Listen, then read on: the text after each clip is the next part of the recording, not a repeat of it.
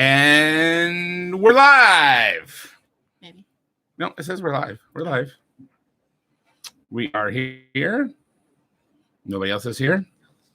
But So you know, wait a minute. But you know who's watching? Sims 50. Sims 50 is watching. We know Sims 50. Well, he's watching in the future.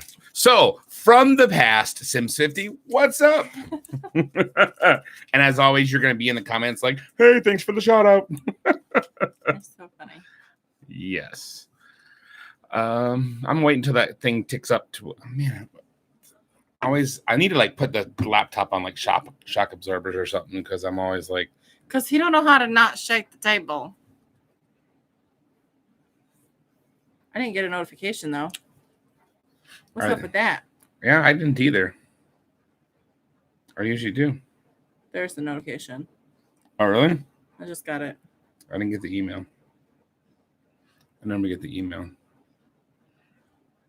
And anyways, there we go. 2 people are watching. Oh, hey, it's Seth. So we have 2 people watching. So we will finally actually do an introduction. Welcome to the Dustin and Cassie show, starring Dustin and Cassie. This is episode number 55. 55. We do it here, and it bugs me like every week because the deer is like right there, and the stupid tack line thing is like down the wrong side. So guess what? Guess what then? You know, one day I'm gonna have a house that doesn't have those ridiculous things. So you know how we get to solve that problem? Not have it here. We order that green screen I've been telling you I want to order. Yeah. Because then you can put that up, and then we can have whatever you want to have behind us. Yeah. So then people don't see it. So we have 3 people watching. Only wait, is it on live chat? It is on live chat, right? Well, obviously, if you saw somebody's comment. Well, okay, you can have live chat or participants. Does it actually show who's in? This looks different because it doesn't say. Usually you can have like live chat or top chat. It doesn't say that anymore. It's live chat. Toggle.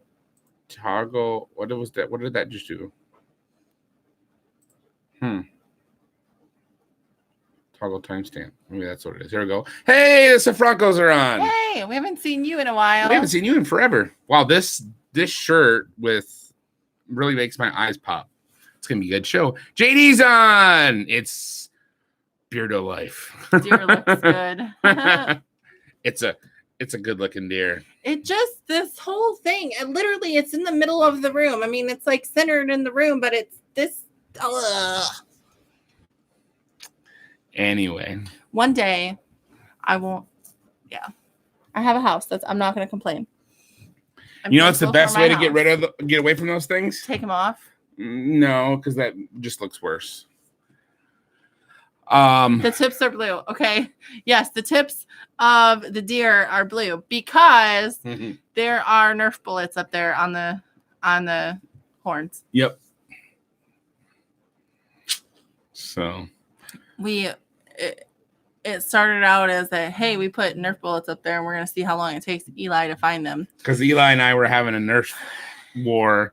And I stole a bunch of his Nerf bullets he'd shot at me, and then I put him up there just to see how long it would take him to. It took him like 2.5 seconds. We used to have green ones sticking out of his nose too, but those got taken out. So, but I was gonna say though, you know what's the best way to get away from those things? What? Have a stick-built home instead of a manufactured home. No, because the ones that I looked at this week didn't have them, and I was like, I even pointed it out, and the guy says, yeah, they're pulling away from those. I know you want a stick-built home, but I want a stick-built home because then we can design exactly what we want. You can do that.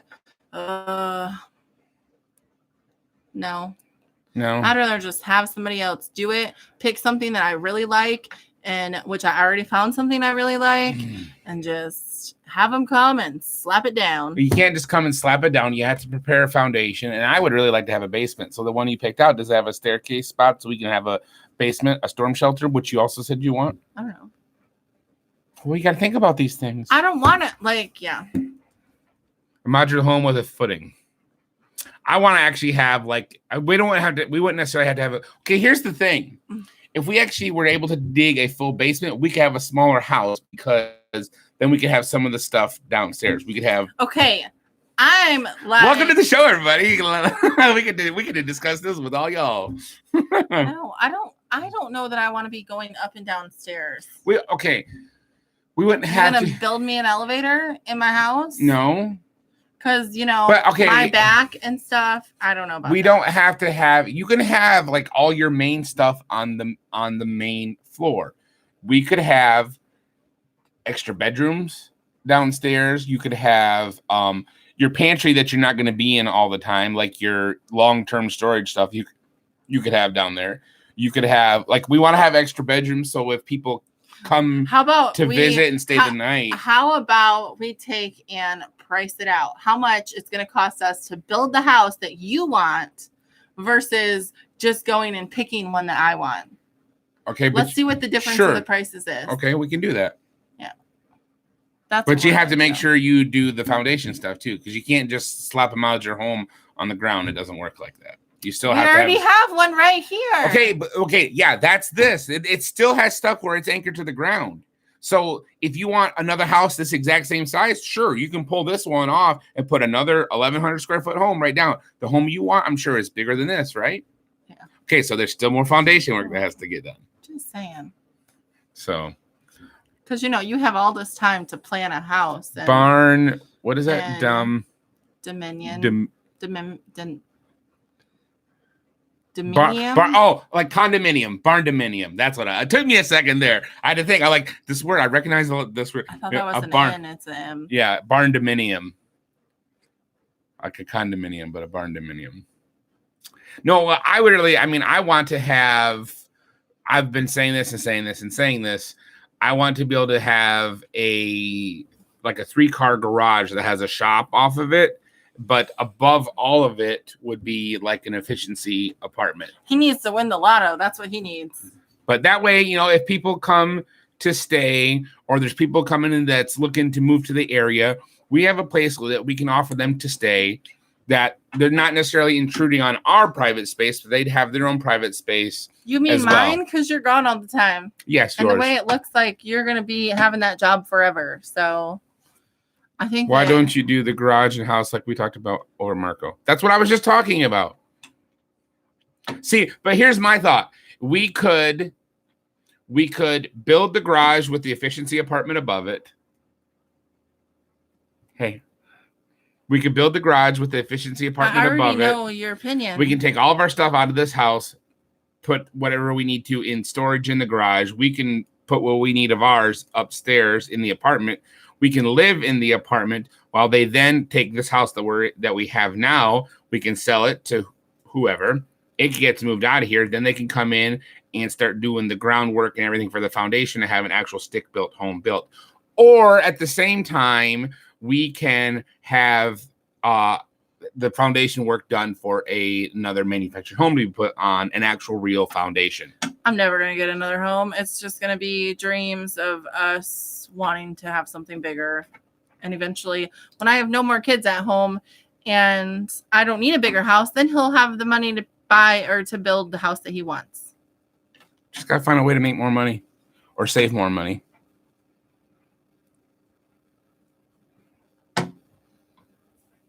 Anyway. And I'll be here all by my lonesome. You're going to be driving forever. Look, I could take a job with JB Hunt where I could be home every night. Or home every day. I know. But I'm also going to take a $10,000 a year pay cut. I know. Seth, she looks thrilled. Let's turn that more towards you and less on me. Here's the issue that I have. He's been talking about this is just one. For 14 years. About what? About wanting to build a home and all of the jazz that comes with it. It's going to cost a lot of money to build a home. It's going to cost a lot of money for the manufactured house that you want. I guarantee you that your build a home is going to cost way more money. Is anybody watching? Have you ever built home or priced out stick built homes? What's the average cost per square foot? Anybody? Bueller. And we can trade this in and get something else. How are you gonna have the money to pay somebody to come build a house? A loan, just like you have to have a loan to buy the house you want. Time, and then it's going to be us trying to pick out counters and paint and flooring because we don't agree on squat. $100 per square foot. Oh yeah, because the Francos are building, so $100 per square foot for stick-built home. Okay. We agree on nothing. $100 per square foot. I want to have like a 2,000 square foot home. That's $200,000. Dang, $200,000. I can get a manufactured. You can get 2 manufactured homes on this property for that much money. So you want to keep arguing with me? Yeah, I sure do, because it's fun. Arguments are the spice of life. No, so okay, so this week, Gina and I went to, and Angela went to a mom's gathering on Thursday, and it was at a church, and who was supposed to be? Joe White was supposed to be there, focus on the family stuff. Who's Anyhow, Joe White? Never heard of Joe White. And so, okay, so what have you guys decided? Are you asking JD? Yeah. What have you decided? If you've had the same discussion, do you disagree? And what have you decided? So she's gonna keep talking while we wait for your comment. So we took American Home Supply. Check those guys out. Really good home designs and blueprints. The one you found, what was that company? He had a piece of paper. I don't know what you did with it. You had it. It was like Buccaneer Homes, something like that, right? Uh-huh. What? Nothing. The word Buccaneer is a funny word to me. So after this, which it was a really good meeting, there was a lot of good information of different things, like confirmation for me on certain stuff. But it was just nice to like go somewhere. It didn't cost us any money and have lunch with our with a bunch of people. But I mean, we sat at the table with us and we were able to talk and catch up and just kind of get away. It was really nice. So afterwards, Gina and I was driving back to town or driving through town, I should say. And she's like, hey, we should stop at Clayton Homes just to look since we don't have our husbands. And I'm like, yep, agree. And so we stopped there and we went and looked. And one of the houses that I really liked before, the only reason that we turned away from it was because it was only 3 bedrooms and we want 4. Okay, I want to interrupt. Cindy said for the $100 a square foot, you get a basement with that. So if we had a 2,000 square foot home on top of a basement, that doubles the square footage. So it will technically be 4,000 square feet. So 4,000 square feet, yeah, $200,000 then. So whereas $100,000 manufactured home, not on a basement. I guess what the question would be, how much would it cost to have a basement dug? Because my parents had a manufactured home put on a full basement. So you can do that, but the cost of the home would be on top of the cost of the basement. Jenny is with Cassie. I say I can build it cheaper with a year, but put the frame up and 10 up, move in the 5th wheel and finish it out from there. See, now you have the option where you'd be building yourself. I can't do that. So we would be hiring it all out. And the other part of hiring it out is the fact that things come up last minute of, somebody's here. I have uncles that build homes. Growing up. You were talking about countertops. We could get Matt to do countertops for us. And they come in and things pop up. You're gone all the time, which means I'm going to be stuck here making decisions because you're always gone. The only time you're home is on Shabbat. Well, when it came to that, I mean, look. I'm just saying. When it came, I know, but when it came that time, because right now it's different because things are slow. But like in the summertime, I could very well say, hey, if that's what was going on, I could tell my boss, hey, I need to be home every night because we got this stuff going on, and I would just be taking a reduced income for that time, so I could be home every night, and I would just get short loads because there is, like the guy that got hurt at work, he does that because he has a ranch. So, whereas, I'm gunning to run 3,000 plus every week during the summertime when he's ranching, he's got all stuff to do. That guy maybe runs 1,600 to 1,800 miles a week because he just takes the stuff that is short. Well, regardless of anything, right now we can't afford it. So we are currently trying to get ourselves out of debt. So it doesn't matter.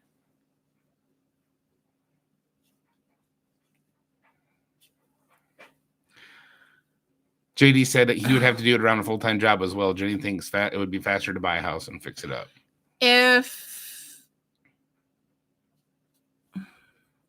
we didn't really, really like our view, a whole lot, or we found a house, which we actually have found a house that is our dream home and property. And if that house ever came up for sale, I would really want to try to get it. So hopefully it waits 5 years. Sell a kidney to get a down payment. We ain't gonna be able to do anything right now. But if we could get that house, I would totally be yes. But I love where we're at. And so I don't want to move anywhere else unless it was that property or something else that is that came available. But I really, really, really love that other place. But I like this place too. Where we live is not a floodplain because we're in the mountains. South of us, if we flood, there's issues. If our place floods, there's issues because that means the two houses below us are literally 20 feet underwater if our place is flooded. So that means there's an awful lot of water. Yeah, see, the Sofrancos are doing it by themselves right now. That's a lot of...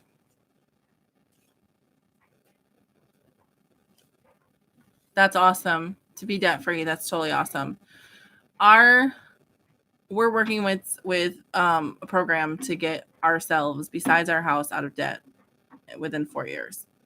So once we do that, then we can work on the house situation. So we're at least stuck in this situation for the next 4 years. So we have a lot of time to talk about it and figure it out. And he has a lot of time to try to change my mind. We'll see how many babies we have by then. Might be better just to put a foundation out there and just buy another house just like this and put it right next to it and have the doors joined to each other. Then you'd have 2 kitchens. You'd have 6 bedrooms. We could have a bigger kitchen. That's my only complaint with this place is the kitchen's too small. I like to cook, but I don't like to cook in here. But I like to cook in here way better than I did the camper. That's true. I will say that. That is true. So yeah. So you're gonna show that right there? Eventually. That's why I got them out. Not right now. Okay, you were talking about the man, it's like watching ourselves out here. Keeping it real. Right? That's if anything, I mean, that's what the show's all about, is keeping it real, in life and how things are. So what you were talking about, was you have more you were gonna say about one of the women's thing and looking at the houses? No, we went and looked at the houses. I do. How are you going to ask me a question and then start talking to me?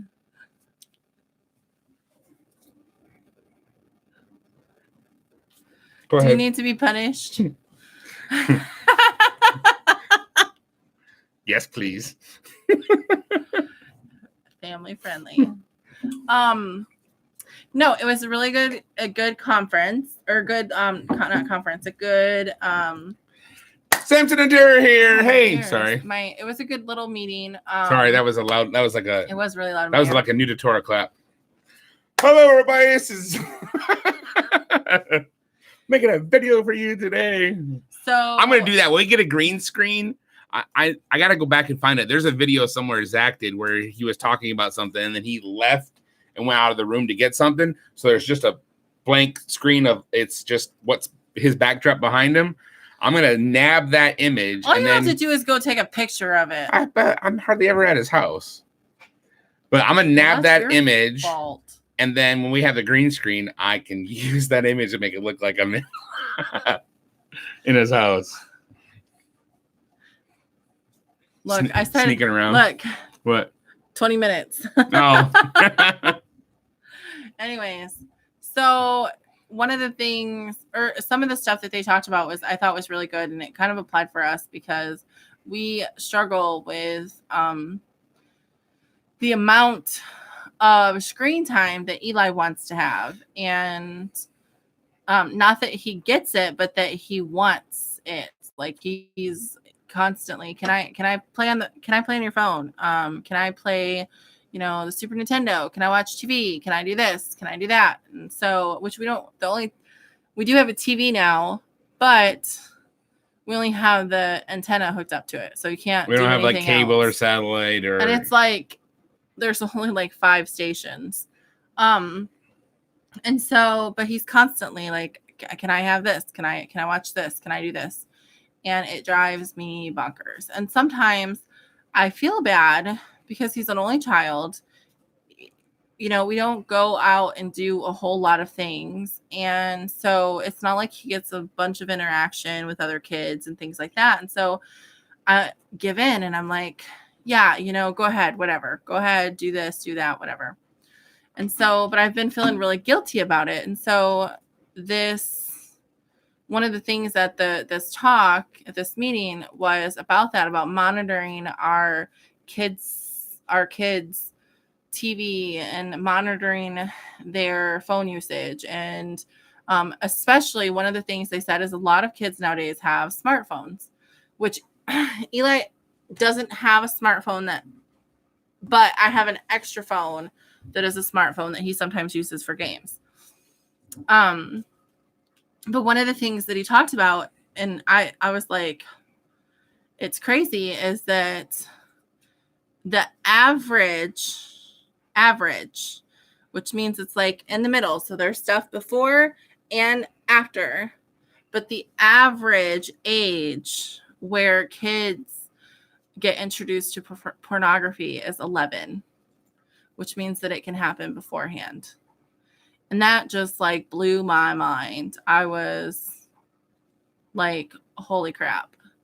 And so I want to show something. I wasn't going to do this, but since we're talking about it, I'm going to show something because I don't know if a lot of people, you didn't know that you could do that. You and I talked about it and you didn't know.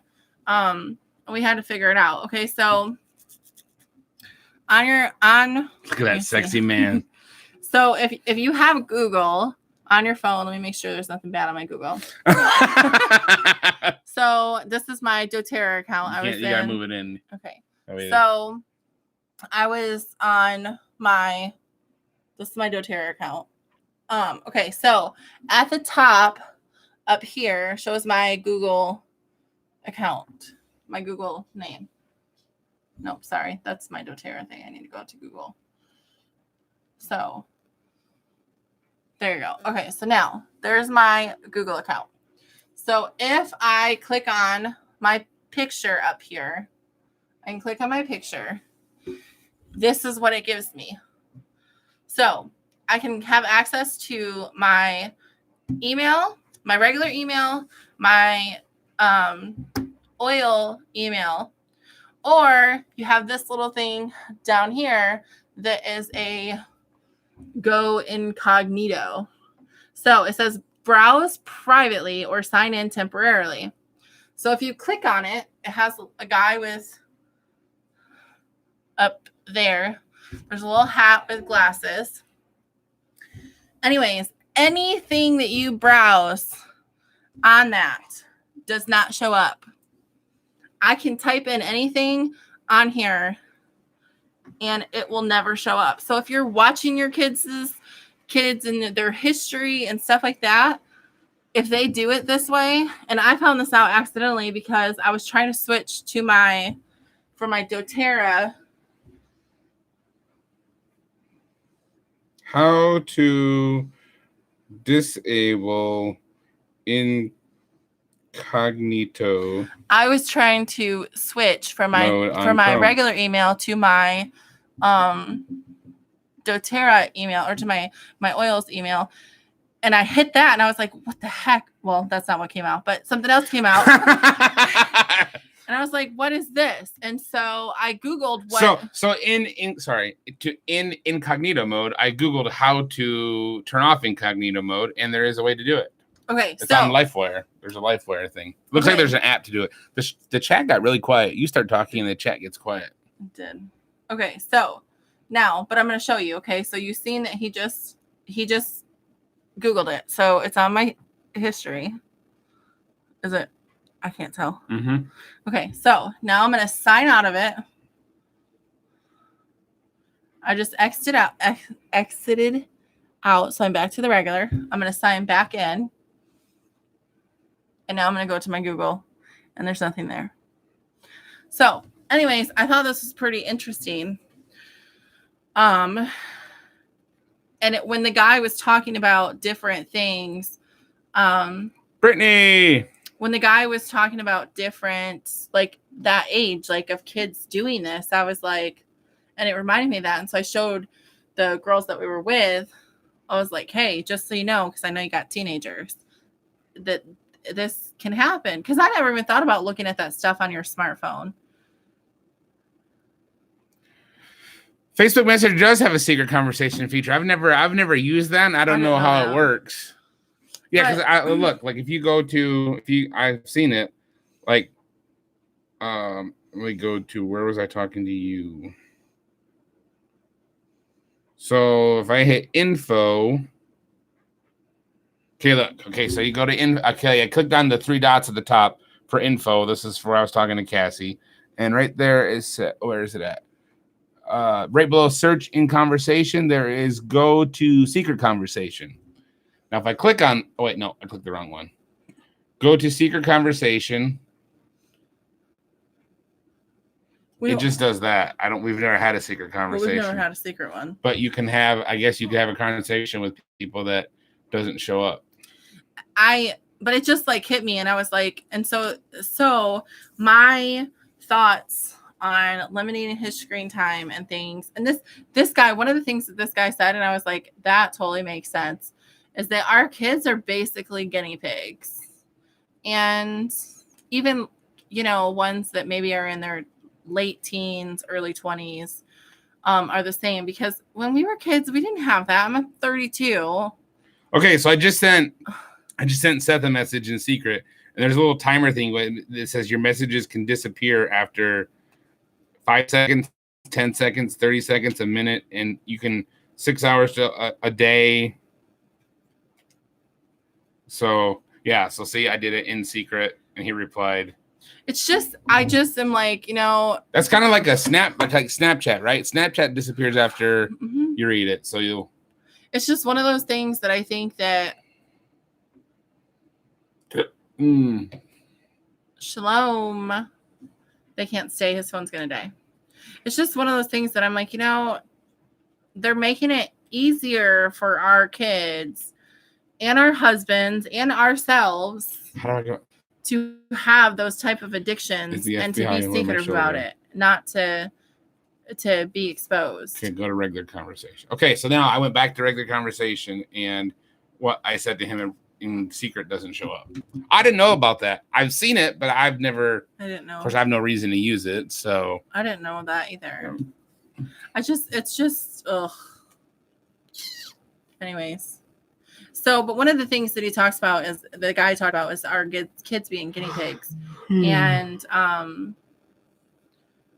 I totally agree with that. Like, we have no idea what the lasting effects of video games and social media and smartphones and those things. We don't know what the lasting effects of those things will be. Do you remember when we used to watch Doctor Who? Do you remember the Cybermen? The guys that were silver and had the things that come up out of their head. Oh, yeah. There was an episode. It was basically like when the Cybermen tried to take over humankind for the first time in one of those seasons or whatever. And how they started out is they had these people that worked in this government facility that had these Bluetooth earpieces in. Well, they had one in one ear. The next thing you know, I had one in the other ear.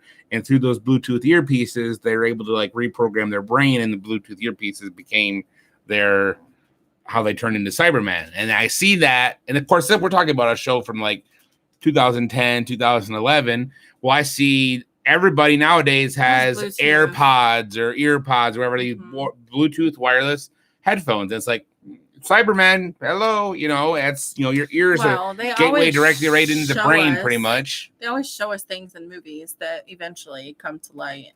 It's just what it is. It makes them unable to cope with emotions. That's the effect. Yeah, but what other effects are there? I agree with you. I do agree with you totally. But what other, there's things in their brain that we have no idea. The Weeping Angels. Remember that? Mm-hmm. The Weeping Angels were Time Lords that did something wrong they weren't supposed to do. That was covered in the 50th episode. The 50th anniversary episode, I think it was. There's a mention to that. Yeah. I liked the Weeping Angels, that one.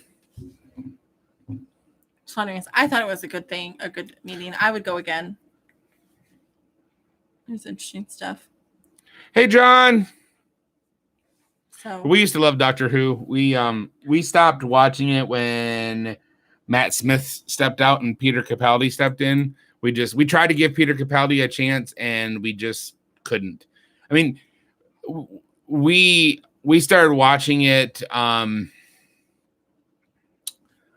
want to say we started with the reboot of Christopher Eccleston at probably about the time Matt Smith took over for David Tennant. So we played catch up through all of that. How did we start talking about Doctor Who? Because the earpods and Cybermen. But anyways, and when David Tennant left and Matt Smith took over, at first I was like, I don't like Matt Smith. I can't. And then next thing you know, fell in love with him too. I liked him just as much as David Tennant. But Capaldi, just couldn't do it. And then they have a woman now, and it's like, yeah, definitely not. So one of the things that we talked about in this thing was 8 parenting nuggets. So one of them, chicken. The first one was a marriage-centered home. And that's something that the two of us are trying to make sure that we establish in our home. That we are married. So we're going to get our license and put it on the wall. No.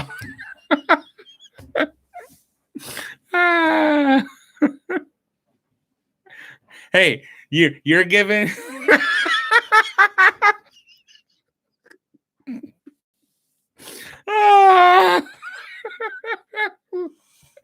I'm the comic relief for you bring the seriousness and I bring the comic relief. You're funny. I am funny. I'm hilarious. I'm not a mess.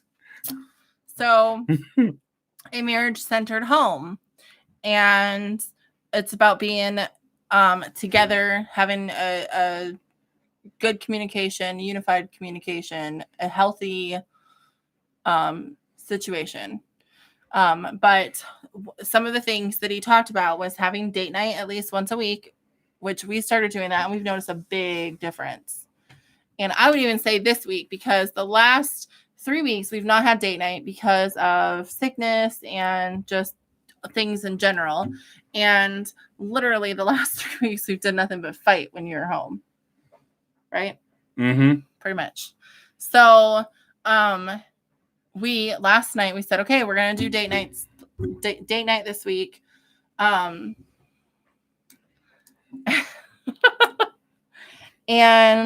we had a really good day today. We had a good night last night. We watched a really good movie. And you know why we had a really good day today? Because we didn't play Catan. Yes, we can't play Catan with each other. Speaking of last night, we watched. I posted about it on Facebook earlier today. We watched a movie called Dark Waters with Mark Ruffalo and Anne Hathaway, Tim Robbins, Bill. What was his name? Bill Pullman. Yep, Bill Pullman. Really, really good movie. It's a good movie for kids. I mean, there was maybe a couple swear words, or was that the one? Yes, there's a couple because one lawyer. There's a couple like but here's the deal. Here's the way I look at it. Your kids are going to hear those words eventually. You might as well, let them hear it.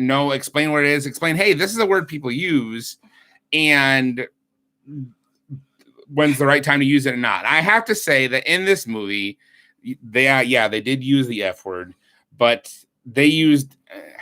I don't want to make hey, yeah, it's okay to use the F word, but there's some movies where they just throw it in like it's an adjective, and you're like, no, it wasn't like that. It wasn't like that. It was like okay, if you put yourself in that dude's situation, you'd probably say that too. Let's be honest. But I will say there was no sex. There was no That couple had 3 kids.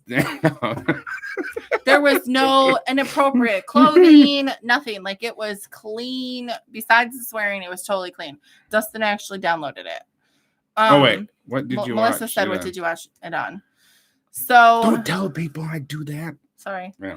Okay, so but it was a really good movie. I'm gonna have Eli watch it this week because I think there was a lot of good information that. Hi, Josh and Melissa, by the way. A lot of people probably won't even There are some good little mini nuggets of dude, that's still true today about corporate America and how things are run. And once he realized that Teflon was a big, huge part of it, he went and was ripping everything in his kitchen, ripping it apart, finding everything that had Teflon and all the stuff. And it was tearing his house apart. Mm-hmm. And so it's just little things, but I'm going to have Eli watch it because I think it would be really good information for him. The part when he threw away the pots and pans, she was like, that's why you get cast iron. But it was a really, really good. And I thought it was cool that, it's based on a true story. They got real people from that event to take part. That was in the movie. They showed him at the end, actual real people. Well, there was one guy they talk about in the movie. His name is Bucky Bailey, and he was the child of a woman who worked at this DuPont factory in Parkersburg, West Virginia. And he was born with a messed up eye and a messed up lip. His face. And they showed a picture of him, and I would be willing to bet that was a real legit picture of him. Oh, yeah. The baby picture. Mm-hmm. But then there's a scene later on in the movie where the main character, Mark Ruffalo, they goes up to a gas station, and he's pumping gas, and the guy across from him hollers at him and asks him about the score of some baseball game or football game or something. And he says his radio's busted in his vehicle, and he looks over at the guy, and the guy's got a messed up eye, and you can tell he's had mouth surgery. Well, then the guy's wife, hollers out the window at him, come on, Bucky, we gotta go. And he was the actual real guy, the real child of that woman from that DuPont factory. So he got to basically play himself in this movie. Yeah, it was really good. It was a really good movie. It's there were times that I'm I can't believe I'm watching this. I'm drawn to it. I want to know what happens. And we watched it late. It was after midnight, I think, before we started watching it. And it was a 2-hour long movie. And I thought, well, it wasn't after midnight, but it was close. I thought I'm going to fall asleep because I knew that it wasn't a action packed, draw you in type of movie. But it grabs you from the start and it doesn't let go. Well, it was really good because we were laying in bed and I sat up and I'm sitting and I'm okay, what is going to happen next?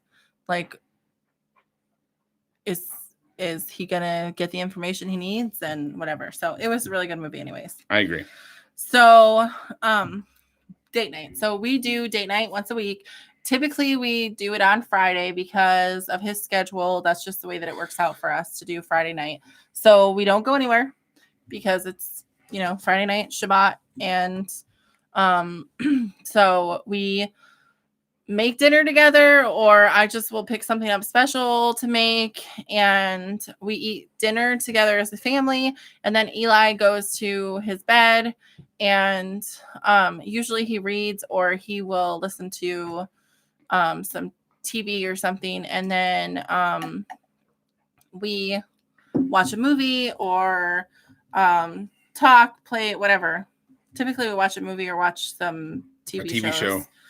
So just time together to unwind, unload, whatever, and veg out on something. And then the other thing that he talks about doing to help with your marriage is to have 10 to 20 minutes every night as a download, to be able to unload whatever from the day. So you come home, instead of jumping right to chores and right to things, whatever, like you sit down or you talk while you're cooking, whatever, and you have 10 to 20 minutes of a unload from the day. You just gave me an idea of something. Keep talking. Okay. So, and the other thing, which I think is super duper important out of all, besides the date night, which I think is really important, is that the people around you, your friends, he says, have healthy background singers. And so the people that you want around you are people that are encouraging you and supporting you and, want your marriage to succeed. Not just in, with the world, but also to be, Christ-centered, to be focused on the Father and grow from there. You don't want people that's going to be like, your husband is doing this and your husband does this wrong, or, you're doing this wrong. And, oh, that guy over there is cute and blah, blah, blah. You want people to encourage you and support you. And I totally 100% agree with that. So the second nugget was... Dang, all that was for nugget 1? Yes. Was parenting is moving from control to influence. Letting your kids struggle in healthy ways. And this is honestly something I think that I struggle with, is that he has to make mistakes. He's, especially at his age, he's going to do things that he's going to make a mistake. And I can't control every single thing that he does. Even at 10 years old, I can't control everything that he does. Sometimes I have to let him, make a bad choice that is not going to hurt him or kill him or, that type of thing. But let him make a bad decision and then grow from it and learn from it. And giving him, we read scripture every night together. And together, the three of us, if he's gone, we'll just call him and we read together. But we're planting seeds. And we have to let, the Father do the work. We can't always, we can't be his conscience or whatever. We can't control every single thing that he does, because eventually he's going to be a man, he's going to be an adult, and he's going to make his own decisions. And if he always has mommy and daddy doing everything for him, he's not going to know what to do. So, and the other thing with the parenting is moving from control to influence is screen time, too much screen time, and that they can get stressed out, especially kids in school. They always have a lot of kids, have smartphones nowadays, and there's so social media and the crap that goes along. Even as adults, we had struggles this week with, some stuff on social media and just, being attacked for no reason. And God forbid you suggest you want to. We're not. You said you weren't going to talk about it, so you're not. I'm going to hold you accountable. I could, but I said I wasn't planning on it. Okay. But I said I'd never make a plan of what we're going to talk about. But the thing is that if we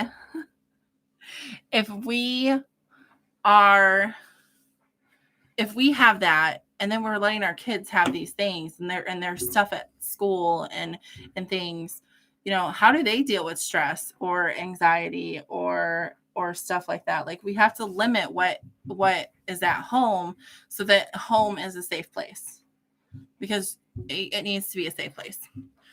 So number 3, the goal of discipline is repentance, not compliance. However many times compliance will suffice. And so, and again, as adults, the Father gives us rules. He gives us guidelines. And, if we break those rules and we break those things, it's not just about the discipline, but it's about repentance and moving on from from that. Because if there's no repentance, you're just going to keep doing it over and over and over. And it doesn't matter what discipline there is. It doesn't matter what consequences are. If you don't have true repentance, you're just going to keep doing whatever it is that you're doing. Number 4, this is a really big one for me. Tuck-ins are a discipline-free zone. What? Nothing. Am I talking too much? Mm-mm. Do I need to stop? No. Then what are you doing? Nothing. I'm sitting here. I moved my face into the blast radius of her hands swinging. I was gonna see if she was gonna notice or not and just whack me. So tuck-ins are a discipline-free zone. Pause, reset, and take a time out. So I struggle with this a lot because I'm home by myself most of the time with Eli. And bedtimes can be a struggle because he doesn't want to go to bed. He wants to watch TV. He wants to do whatever. And he always is trying to negotiate with me. And a lot of the times I give in because it's just what it is. But before I give in, before I finally get to the point that I give in, I yell at him. I, get upset. Sometimes I swear. And I can get super hot. I can get really heated, and because believe me, a 10-year-old will try every bit of your patience you got and some that you don't. And the thing is with him, he knows, okay, well, if I just keep pushing, Mom will eventually do what I want her to do. And so sometimes what happens though is he goes to bed, I just yell, and eventually he will go to bed. But then he went to bed upset, or he went to bed angry. And because, Mom didn't give me what I wanted or whatever. And speaking of, is he supposed to come back? Yeah, he's fine right now. And I know when him and I are upset with each other, or I've had a bad day, or I feel like I'm if there's an issue with me and a friend or something, I don't sleep. He can tell you, he'll pass right out. And then I get mad at him because he goes to sleep and I can't sleep because I want the issue to be solved. I don't want there to be, Bible says, don't let the sun go down in your anger. Well, we usually, if I hadn't had a fight, the sun's already done gone down. So we can resolve it the next day. That's his opinion, not mine. Let's go to sleep. Let's let things simmer. So let's wake up in the morning and we can love each other. But see, I can't do that because I get 2 nights to sleep with you. I don't want to be fighting with you when I'm sleeping with you. I want to be, I want to be okay. And so I struggle with it a lot. And anyways, my opinion is if I'm struggling with that, how do I know that he's not? He may not be telling me that he is, but that doesn't mean that he's not struggling with it too. And so I have made it to myself. I've made my own, and I guess this will be my accountability since I'm telling you guys, is that I'm not going to do that. Instead, we're going to talk about it. Last night, he threw a little bit of a fit because he didn't want to go to bed. And I told him to sit down, and I said, listen, this is what we're going to do. You are going to bed, but I don't want you going to bed angry. I don't want you going to bed mad. I don't want to yell at you. That's not how I want to do this. So go brush your teeth, get your pajamas on, do whatever you need to do. And then when you are calmed down, come and see me, which hopefully is in the next 5 minutes. Come and see me so I can give you a hug and a kiss, and I can, put you to bed like I would like to put you to bed. And so, fine. And usually, he walked away and he came back in a little bit later and he was calm and he's like, okay, I'm going to bed. And we had that today too, not with necessarily tuck-in, but he had an attitude today, this morning. He was super crabby. And so I said, come here. He's like, what? And I said, come, I asked you to come here, come here. And he came in and I said, I want a hug. And he gave me this look and I said, I want a hug. And so I hugged him and I said, I love you. You are a good son and I'm really proud of you. And today is going to be a good day. Instantly. I mean, it was like, psh, he instantly, his mood changed, his shoulders like relaxed, he wasn't tense and whatever. And I said, go give your dad a hug. Okay. So then he went in there and gave him a hug. And it was like a completely. But what did I do? You started like running around so he couldn't give you a hug. I went like running, yeah, because we got a spot in our house where you can run around, you know, you can do circles there. So I like went running around like I was like, nope, he's not gonna give me a hug, you know. So then it's instant a game, and so then that made it fun for him. Of course, I couldn't. I wasn't gonna try to. The front door was open. I wasn't gonna try to squeeze between that and the shelf. So then I basically ran back and let him, you know, run right into me. So, but it changed his mood instantly. Like it was like a completely different. And so I'm going to try really hard to do that because I know that I have a short temper, and I get on things that I feel like, you know, we've went through 1,001 times. I shouldn't have to keep going through it, but like rinsing the dishes. But at the same instance, how many times do I screw up on things and the Father gives me grace? So I just have to learn that with him. The fifth thing, championship teams call timeouts, make adjustments as needed, which I think that's pretty self-explanatory. You know what? The flat earth symbol is just half of a timeout. Sometimes. Timeout. We need to examine the evidence. The earth is flat. Sometimes things, you know, just aren't going to go. If it's not working, you need to figure out another plan, which is what we're doing. We're figuring out, we're making adjustments because what we're doing isn't working. Prime example. I've been telling Eli when I'm home, when you put a dish in the sink, rinse it off because food sits on it and it dries and it goes in the dishwasher. The dishwasher struggles to clean it. Whereas if you rinse it off as soon as you put it in the sink, then when it goes in the dishwasher, there's a good chance it's going to come out clean. Because for whatever reason, our dishwasher has issues, doesn't clean as well as it should.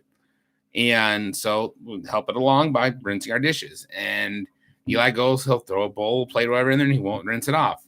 He doesn't always. He does sometimes, but whenever I'm home, I never happens. I never see it happen when I'm home. So I've been getting after him for weeks now. Every time I'm home on the weekend, Eli, rinse your dish. Eli, rinse the dish. Rinse, said something last night. Then today, this morning, what was it? Was it something before breakfast that he had? Or yogurt.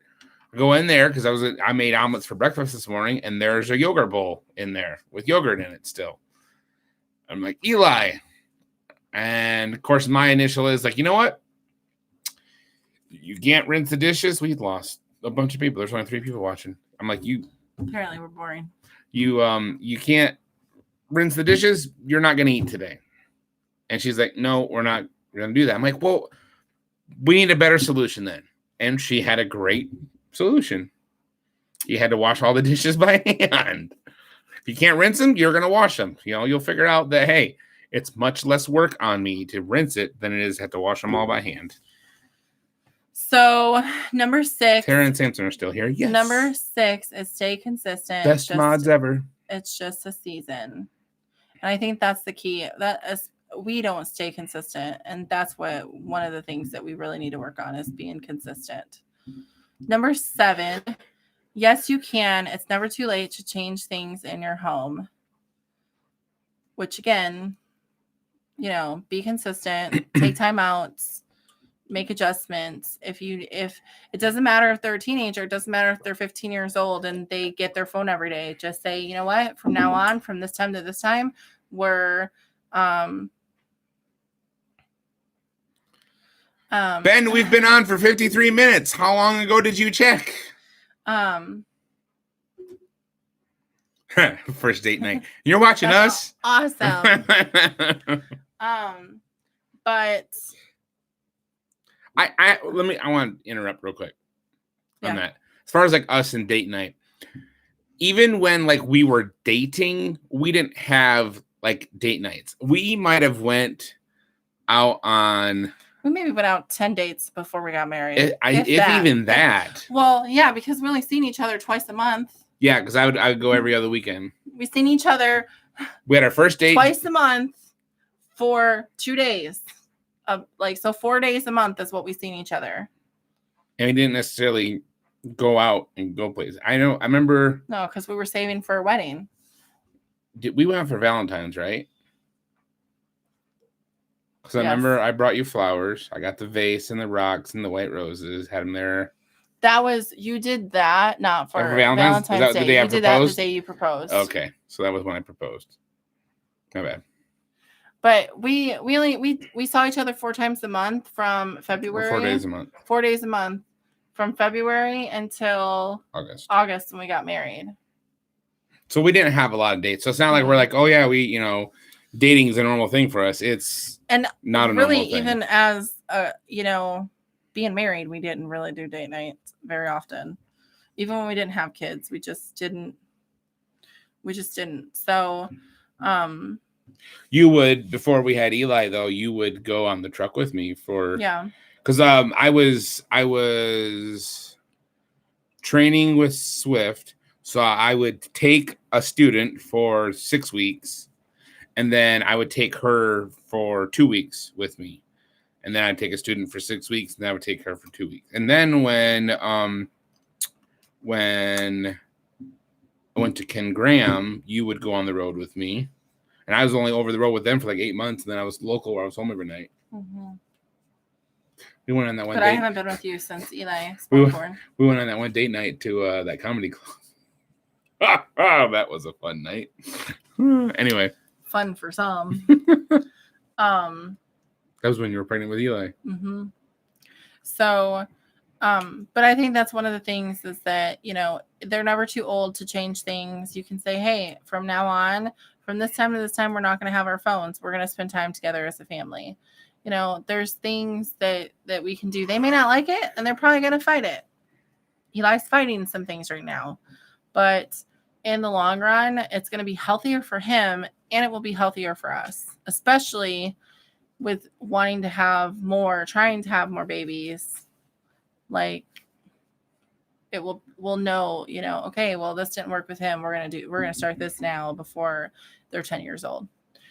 And the last, number 8, was to partner with the Holy Spirit, which goes back to one of the previous ones of you can't be their conviction. You can't keep convicting them. You have to plant seeds, and I'm not talking about like when they're 5 and 6 and stuff. And even at 10, there's still some things that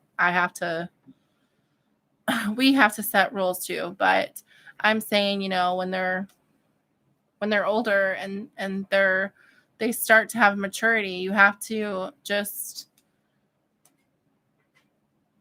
pray that you gave them the right tools to do what the right thing is, and plant the seeds with scripture and things, because they'll come back to them. There's times that even now at 10, Eli will be like, oh, well, scripture says this. And I'm like, it does? Where does it say that at?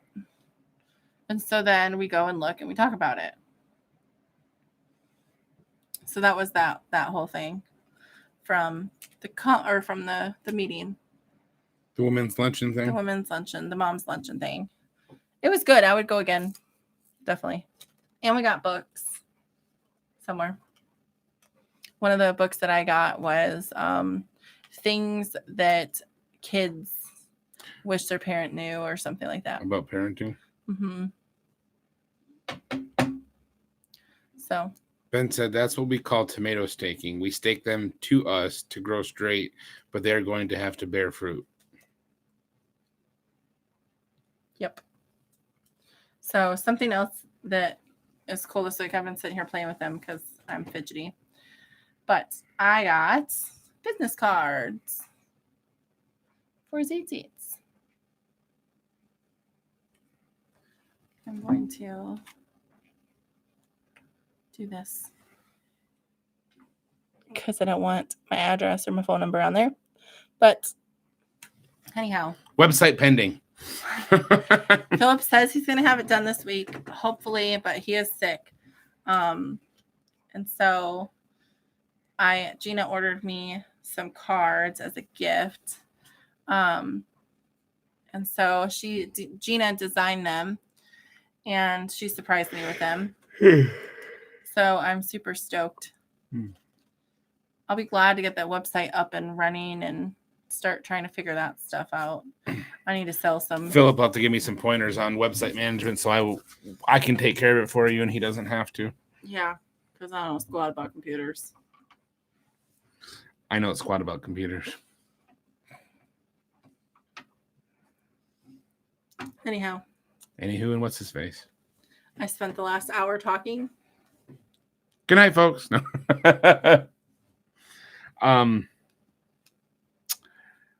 I guess my week, work, things have been really, really slow at work. And somehow I still managed to get 3,000 or just shy of 3,000 miles this week. Good for next week. Right. Conference. It'd be really nice if we had our tax money come in this week. I know it's not going to happen, but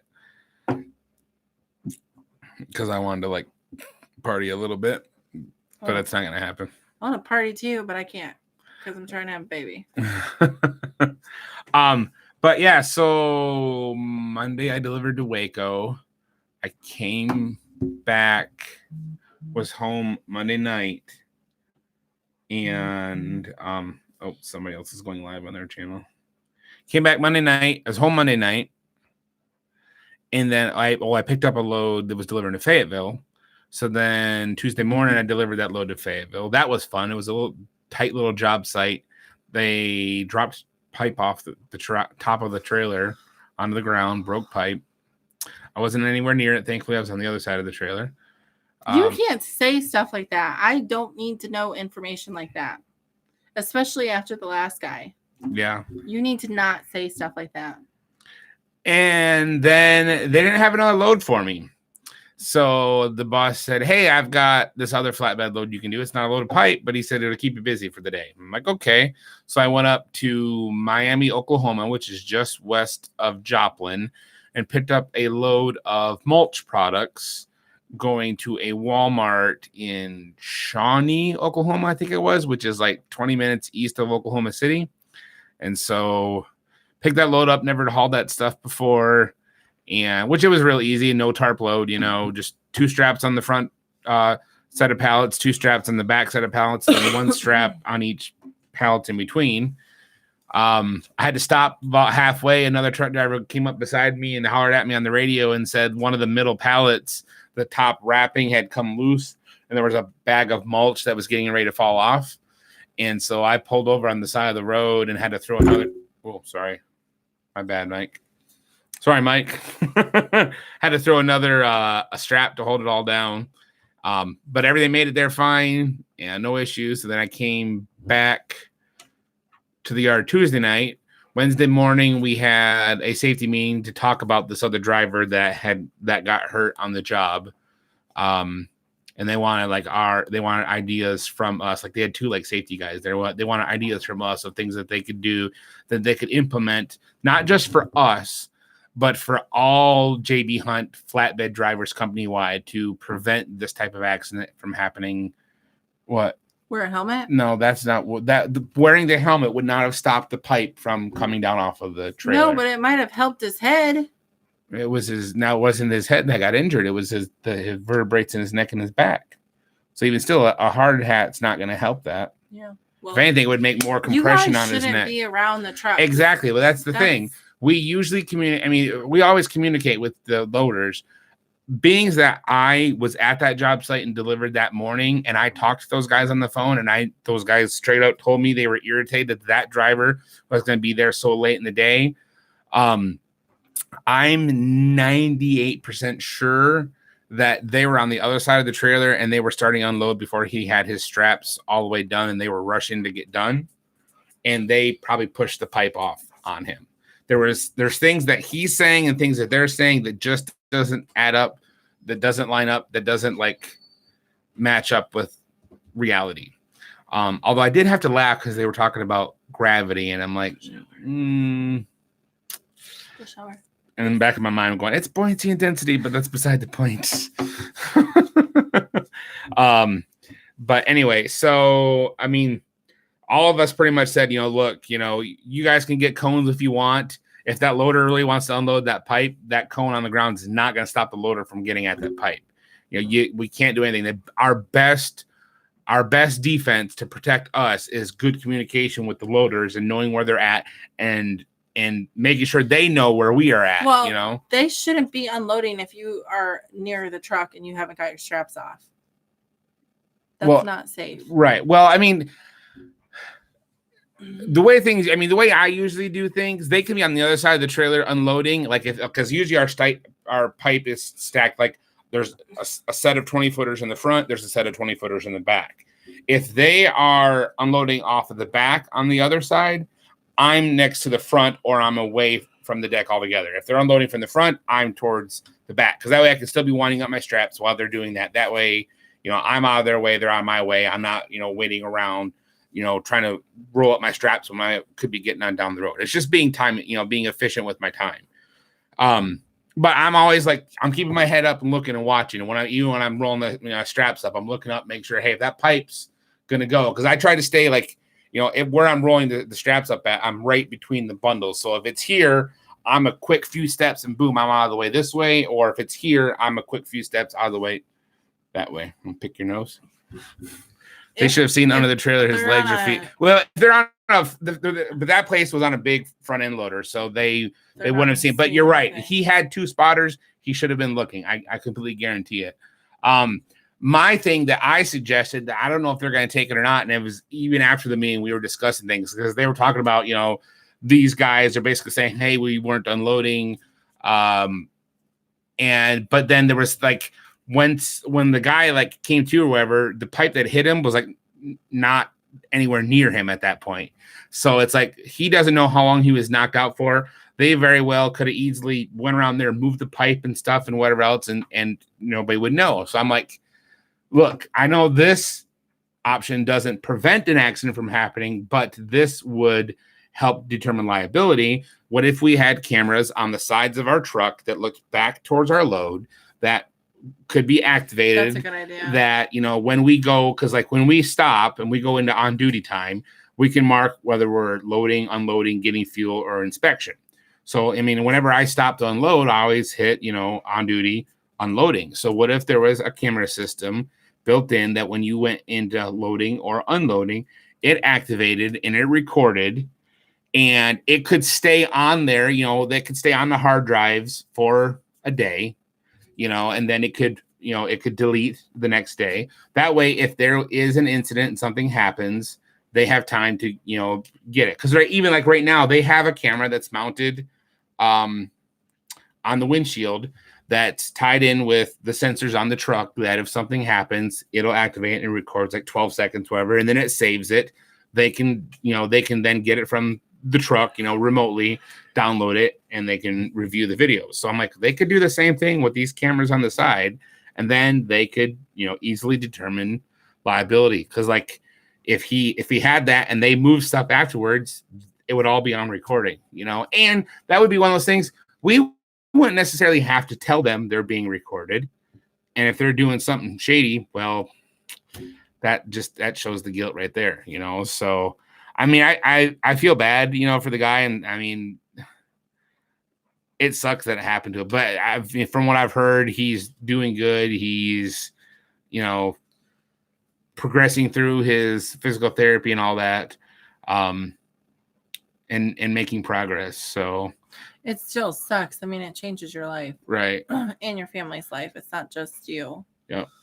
So then we had that meeting Wednesday, and then I took a load. Where did I go to after that? Do you remember? Somewhere in Kansas, I think. I don't know.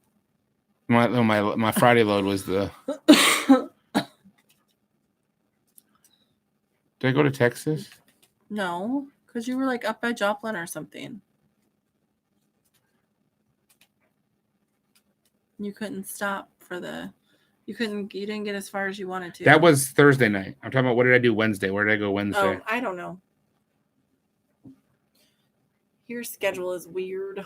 Oh, I remember where I went. I went to Atwood, Tennessee, which is like an hour east of Memphis. So I picked up that load, drove all the way to that. I picked up that load Wednesday morning, drove all the way to that facility in Tennessee. And I got there. It was very few of the places that we go to, you can actually park there overnight. But this is one of those places. I'm like, hey, I can get there. I can park in front of their gate. When they come in the morning, open the gate up, I roll right in and I can get unloaded. Well, I got there, the gate was still open. There was a guy there getting ready to leave. So I walked in. I figured they're probably not going to let me park inside their gate overnight in their yard.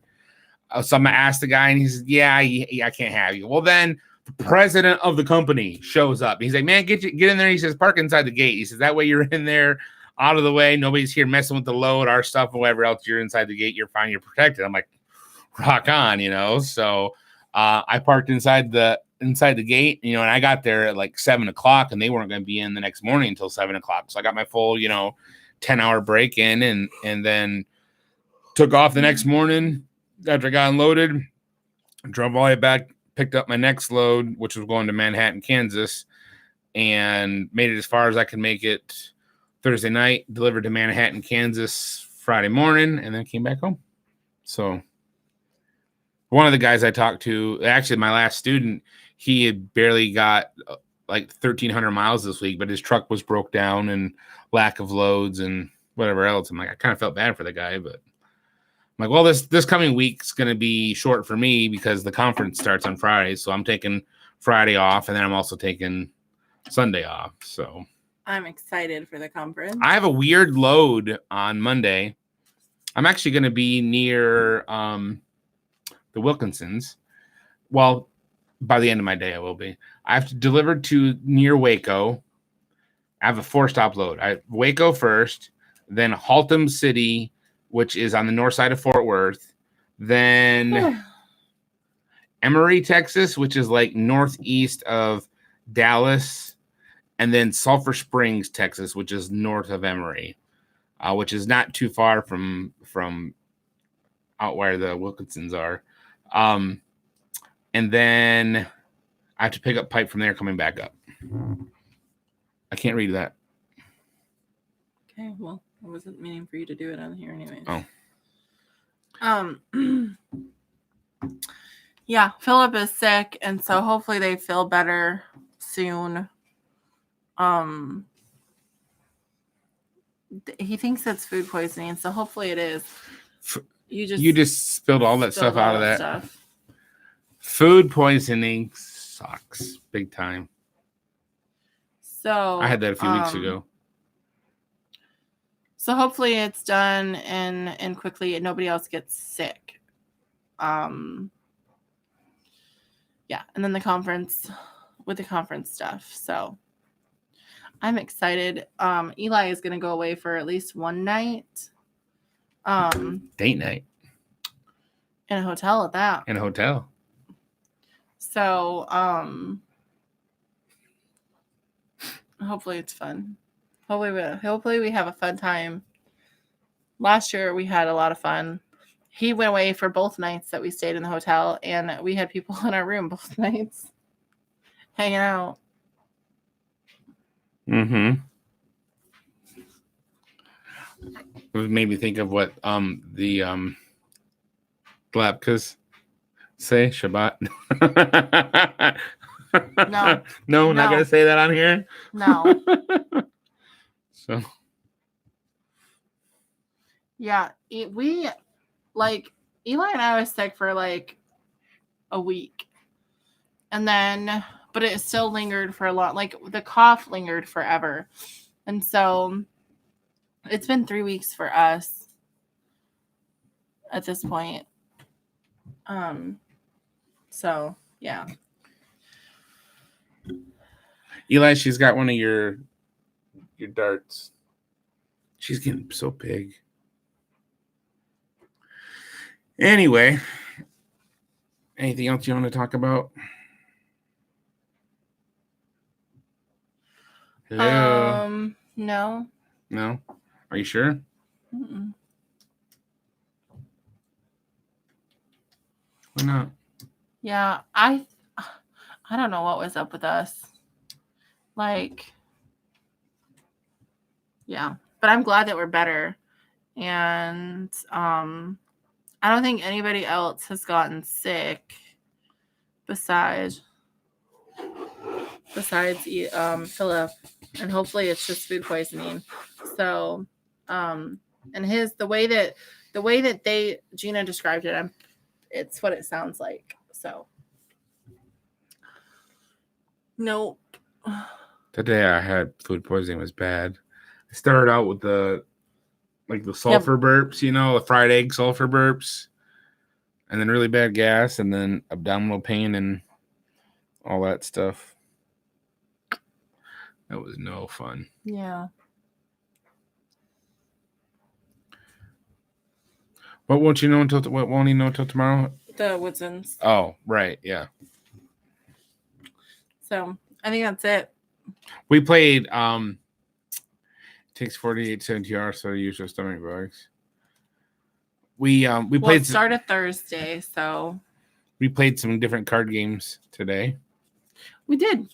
Eli was playing outside with the Hutzler kids, and so we played Speed and War.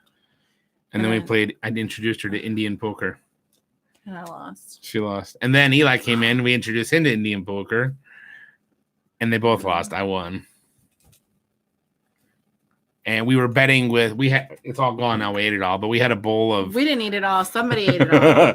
We had a bowl of. Don't point at me. You're the one that ate it during the movie. It was Hershey's Kisses, little Hershey fun-size bars, Reese's, little tiny Reese's cups. And so we were betting those. After you've ever played Indian poker, how it works is don't put it on mine. Here's the cards. Oh, here. No, I'm not putting a card on my forehead. So you have a card. Everybody gets dealt a card. You don't look at your own card and you take it and you go like that. You stick it on your forehead. And then you can't see your card, but everybody else can see their card or see your card. And you bet based on the other people's cards whether or not you think you have the highest card or not. And I lost a lot. See, I would try to bluff them, making them think they had a low card by me betting high. I lost a lot. You lost it all eventually. Yeah. But I have to let you win some games.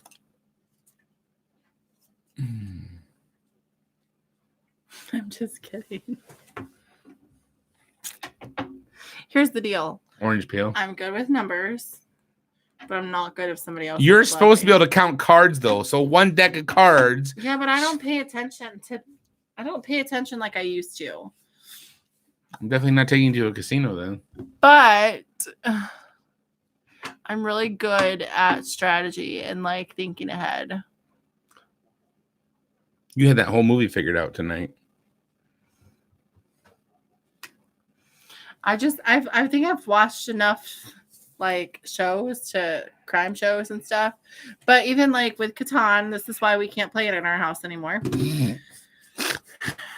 Because I'm good at strategy and I think ahead, and it's just what I am. And today we watched, what was it? Knives Out.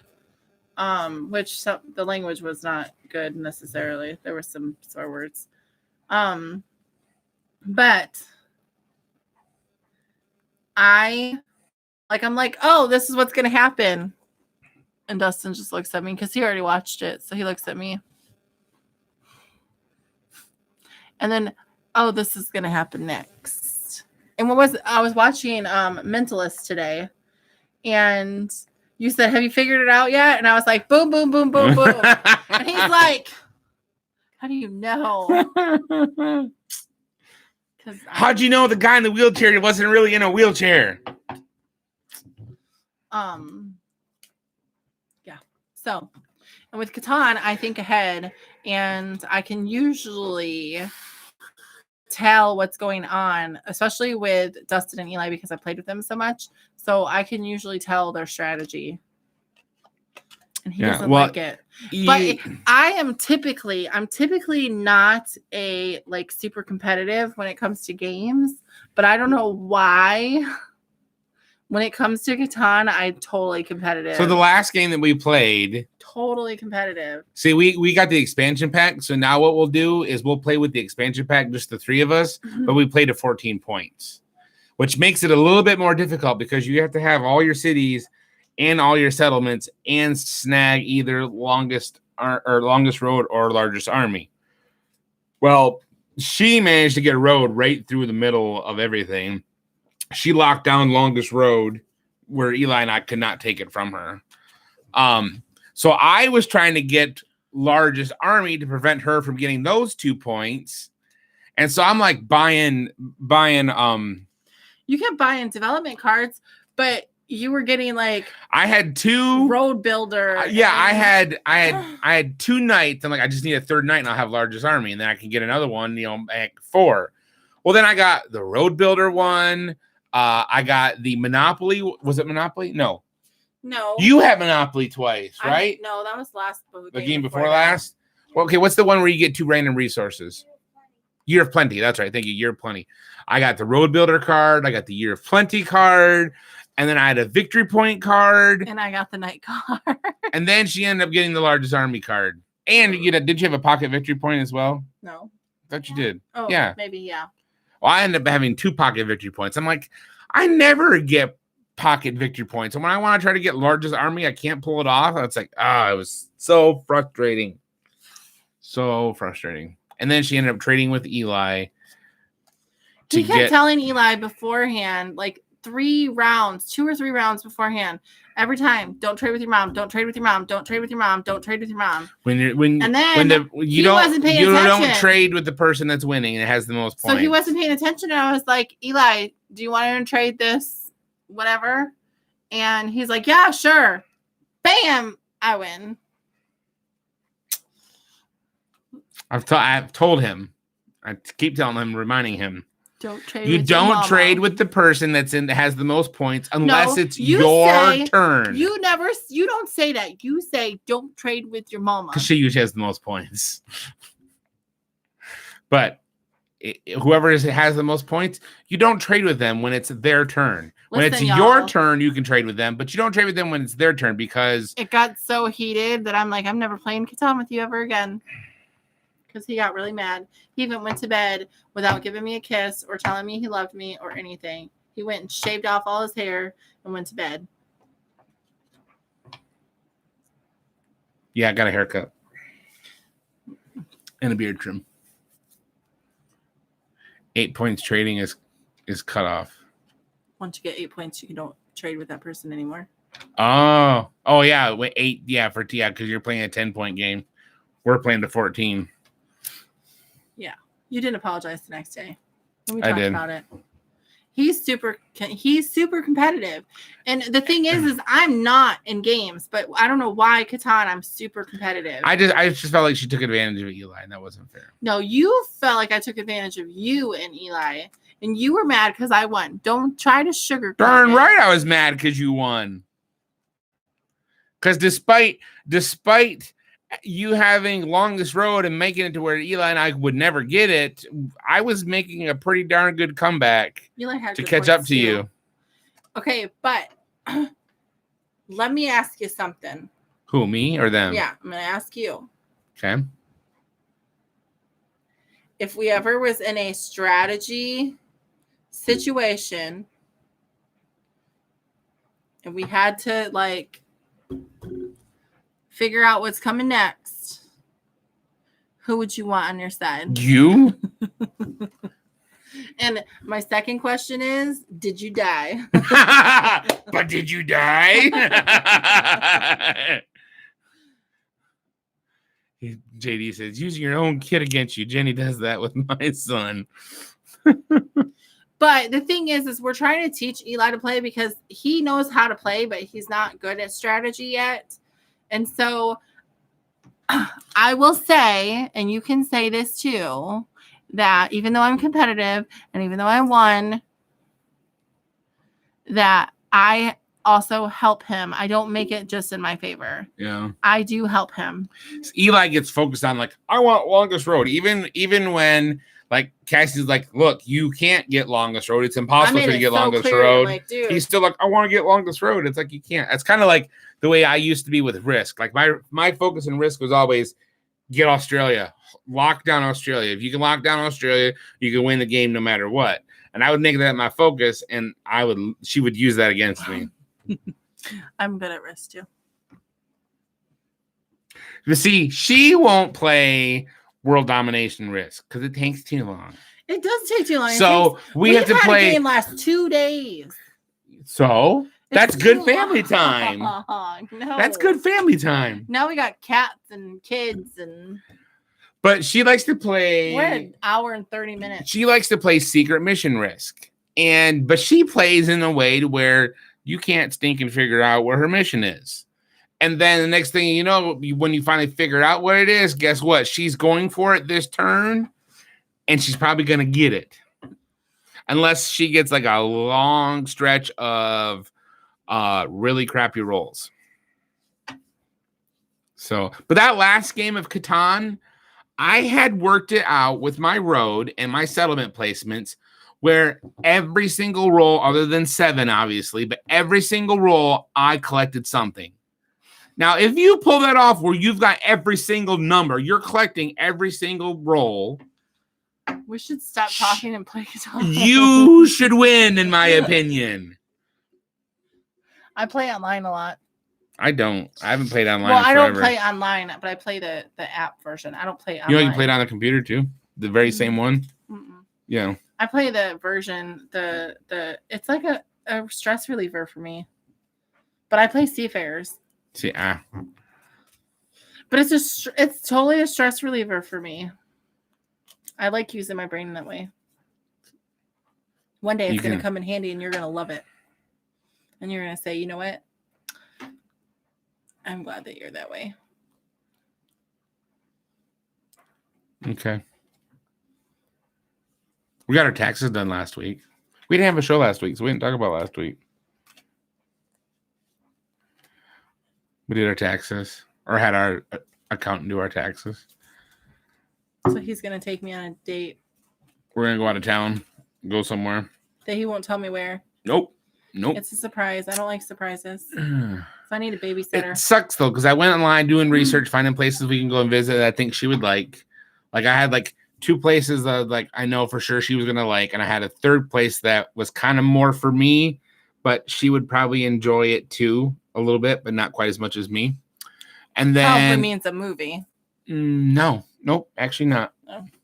But then I went and looked online, and the one place I was like, oh, she's going to love this. Like she's going to love this place. They're not open on Sundays, and they close at 5:30 on Saturday. So I'm like, crap. Because of his schedule, we will go wherever Saturday night after sundown, and then we'll come back Sunday. Right. We're just going to go away for one night. Yep. It's in 14 years, we've never, ever done that. Ever.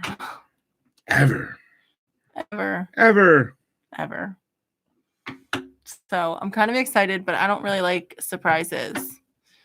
1, I have 0 patience, and so I don't want to wait to know. I want to know now. And 2, because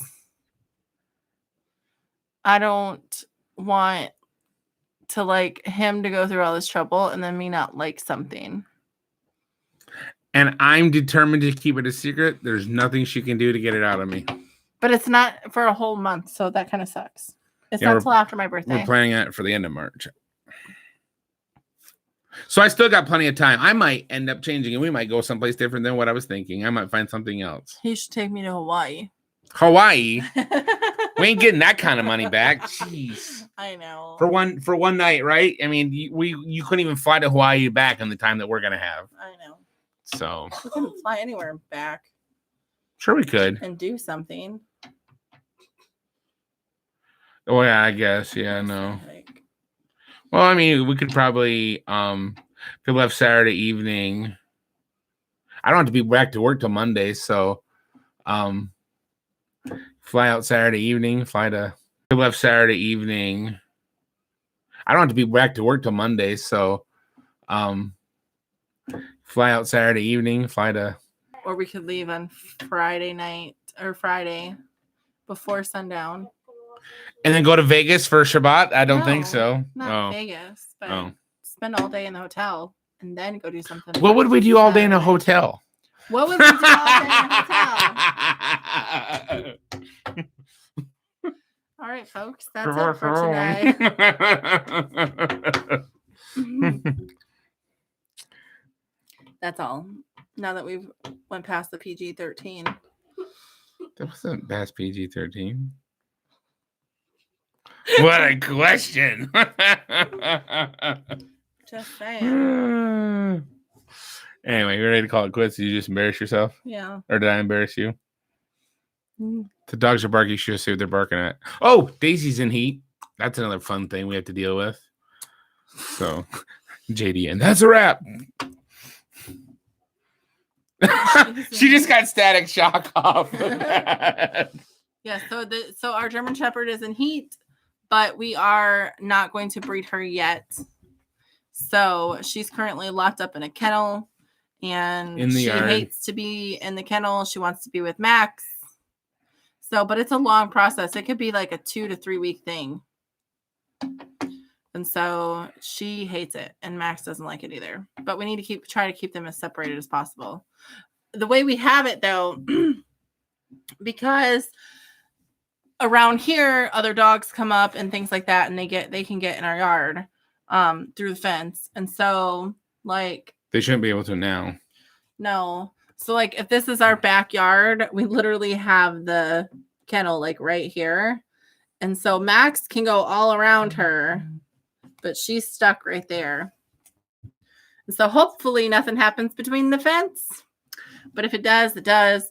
But this way, if another dog tries to come up, hopefully Max will keep it away. Yeah, protect his woman. Yeah. So that's the plan. Because there are other male dogs around. We've seen them. So we'll see. So next week may or may not be a show. We haven't decided yet because we'll be at the conference. Or maybe we'll do something from there. Last year we just did a quick 2-minute video, right? Or was that 2 years ago? Unfortunately, I've seen it happen between a fence. It depends on the size of the holes of the fence, but I have seen it happen. She says she's seen it happen. Hey, Melissa, what's your opinion? She's not here anymore. Yes, she is. Oh. Well, prove me wrong. She's seen it too, because her and I talked about it. With a dog? Oh. It can happen. It just depends on how big the holes are. And that's just chain link. That's a normal dog kennel, so it's like chain link fence style. Yeah, if they're determined, he'll make it happen. He's never done that before, though, so hopefully he doesn't know what he's doing. Right, exactly. And so then by the time, we're just doing this now because we want her to grow up and my goodness. Hey, when there's a will, there's a way. Well, once they are, it's just once they are, like, they'll just stick their butts will be together, but they're, they don't have to be like on top, See, I thought they had to be, no. on top, and then, then they end up like that. I didn't think they could get together like that. They'll get together any way he wants to. Interesting. But yeah, we're waiting until she's 18 months before we breed her. But at least now we have a time frame, and hopefully, so if she gets bred this time, I won't cry about it because it's not like it would totally mess her up, but it's not, I don't think it's necessarily healthy at this young of an age. Yeah. So I would like her to wait, but there's nothing we can do about it right now. We can't afford to put her in a kennel or in a to do like a boarder. And I wouldn't trust a boarder anyhow, because if she ended up pregnant, I would not be happy. So we have some friends that are going to come over and watch them while we're gone at the conference. Yeah. So, yeah. But this time next year, when she comes into heat, we'll be letting them do their business. And then, 2 months that they're pregnant, right? Something like that. 2 months that they're pregnant, roughly. And then they have to be 2 months old before you can let them go. So we are middle of February. So March, April, May, middle of June. So June, July. Middle of June, beginning of July next year, we'll have hopefully German Shepherd puppies that will be wanting to sell. So Hebrews get a discount. I'm so bummed we can't go to the conference. Me too. I want you to come. Are you going to drive there and get her? I would. I would totally drive there and get her. You can't. We got to get the tires replaced in the van. I know, first. But I totally would come and get you if he would let me. Did we talk about Walmart? Did we talk about Walmart and the tires? No, but it's been an hour and 30 minutes. Let's wait until we actually get the tires. Well, I want to talk about the... Oh, you need to call them too. Well, I called them. And you got the reimbursement? Yeah, it should be on there. You should be able to check it and see. It should be on there. So we ordered 3 tires from Walmart to put on her van. Only 1 tire came in. So she went there to get it put on. And it has to go on the back. The back driver's side tire is bad, needs to be replaced. Well, the back passenger side, my dad had got a used tire and put on there. Well, it was a size smaller. She has 225s as a 215. The van can take 215s, no big deal, because there's other models of that same van that have 215s on it, whereas her touring model has 225s on it. So Walmart says, we can't put this tire on here because we can't have oddball sizes. It could mess up your vehicle. I'm like, okay, yes. If this was on an axle that's actually tied to the transmission, having 2 different sizes would mean that, the axles are turning at 2 different speeds because there's 2 different sizes, 2 different rotation speeds. Yes, that can mess up the transmission. I totally agree. But on the rear end of this vehicle, that's a front wheel drive vehicle, the tires are just rotating whatever speed they're being pulled. So it doesn't matter the different sizes. But Walmart, liability reasons, they won't do it. So I'm like, why don't they just put it on the other side? So then you have 2 tires that are the same. They could replace the one that's the smaller one and put it on there. But they won't do that because then they're still under liability because the tire that we actually want replaced is a bad tire and they can't let her leave with that bad tire if they bring it into their shop to work on it. So they don't put the tire on. And then they went and canceled the order for the 2 tires, even though online they're still showing the tires are available. They said the tires were out of stock. So they canceled the order. And in the meantime, the price of the tires went up. We ordered them for $84.94 a tire and they went up to $103 a tire. So then we had to call and say, hey, look, we already had these ordered at this price. You guys need to bring the price back down for us. And so then they had to credit our account. And it's been mess. So this tire still ain't fixed. So I'm like, I don't want her driving, all over the place. So this, it's getting worse. Yeah. Gina was like the other day, she's like, I'm like, yeah, I know. It's horrible. It's a good thing it's on the back end though. But that should hopefully I don't go anywhere hardly because I don't want to get stuck somewhere. Yeah. So it's like, see, this is another one of those reasons why it's like I want to have my own garage with my own tools. I mean, it might be worth the money to have a tire machine just for instances like this. Your dad would do it. Well, he's the one to put that 1 tire on there. Mm-hmm. So anyway, that's it. I'm going to call it quits. Hour and 37 minutes, hour and 38 minutes in just a few seconds. So we might be here next week. We might not. Don't hold your breath because we'll be at the conference. So we might tune in for just a few minutes just to say, hey, what's up? But we're going to have fun. We need fun. Oh. We're going to see people that we haven't met yet, like Kathy Green and Marcy. Where's Marcy at tonight? I don't know. What the crap, Marcy? You better watch this video. We need to help her figure out what she's going to do. What do you mean as far as getting to there from Tulsa? Yeah. Okay. So, that's it. That's all she wrote? That's all she wrote. I think I have a sliver in my finger. There's something black right there. Headache. So, thank you, JD. He said, good show. Have fun. Safe travels. Shalom. I'm bummed all you guys can't go. Melissa, them, Bowers, or the Turners. Bowers. Yeah, Turners. Yeah, I'm glad to be not coughing anymore either. That was rough. It's funny because you don't realize you're not coughing until someone's like, hey, you're not hacking along anymore. Oh, yeah. So I still haven't got anywhere on my car with the insurance company either. should have been able to get something squared away this week, and I could not reach them at all. I called 4 days and left voicemails, I had nationwide call too, left an email, and not that I don't know if they were gone on vacation this week or what, but anyway, so still nothing new on that, but my hopes is that I can get enough money to get a full-size pickup truck, so then I can sell my little S10, and then we actually have a full-size truck that can pull a full load of rabbit manure or wood chips or whatever else, and have the bed loaded up as well. So my goal is to get a truck that she will actually drive, because she won't drive my S10 now because she says it sounds like it's going to fall apart. So I want to get something she can actually drive, because that way she could go. Not going to be able to find anything.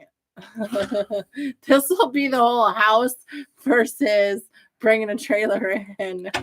So because the thing is, like with going like the rabbit manure, I can go and get on a Sunday. The sawdust, I cannot go get on a Sunday. They're not open. So that's the only thing. It's like I need to get a truck she can drive. That way she can drive over there. She can get the sawdust during the week. And then on the weekend when I'm home, I can unload it. And she can go back and get another load. But we need the rabbit manure. We just need somebody to come stay on our property that will help us when you're gone. That has a truck? That when you're gone. That has a truck? That has a truck. They can unload sawdust. They can unload manure. Well, if I get a truck, I'm probably going to spend $130 or whatever it is to get one of those roller bed things that you load it on there, and then you just drop the tailgate and you can unload it. So you could literally unload it because it's just a crank thing. So anyways, but we're out of here. We're going because we could talk another 5-10 minutes on that. So you said that already. I know. So say goodnight, folks. Good night, folks. Good night, folks. Bye, Felicia.